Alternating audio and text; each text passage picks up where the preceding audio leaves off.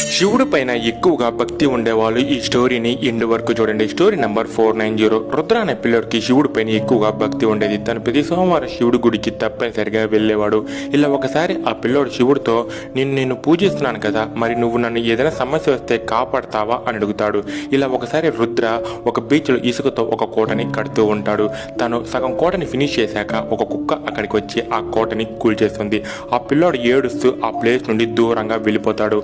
ఆ పిల్లోడు కూడిపోయిన తన కోటని దూరం నుండి చూస్తూ ఏడుస్తూ ఉంటాడు. ఇంతలో ఒక పెద్ద అల ఆ కోటని కూల్చేస్తుంది. అది చూసి ఆ పిల్లోడు షాక్ అవుతాడు. ఆ కుక్క కానీ ఆ కోటని కూల్చకుండా ఉండుంటే ఆ పిల్లోడు ఆ అలకి కొట్టుకుపోయేవాడు. ఆ పిల్లోడు ఆ కుక్కను పెంచుకుందామని వెనకాలే పెరిగిస్తాడు. ఆ కుక్క ఒక గృహలోకి వెళ్తుంది. ఆ పిల్లోడు కూడా ఆ గృహలోకి వెళ్తాడు. కానీ అప్పుడే తనకి పెద్ద షాక్. ఎందుకంటే అక్కడ తను చూసింది కాలభైరవుడి యొక్క విగ్రహాన్ని.